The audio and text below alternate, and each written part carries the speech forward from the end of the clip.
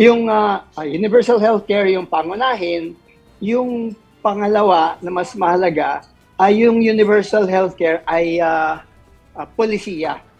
Pero para mapatupad yan, napakahalaga ng pondo at kung makaswerte kami, maswerte ang mapasok sa Kongreso, yun ho yung pangunahing papel ng Kongreso, yung budget at pagsiguradong mapatupad yung budget.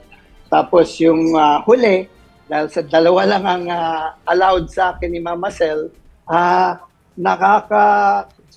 nakakapanghinayang sabihin, pero kailangan pa rin tutukan yung maling paggamit ng pondo natin.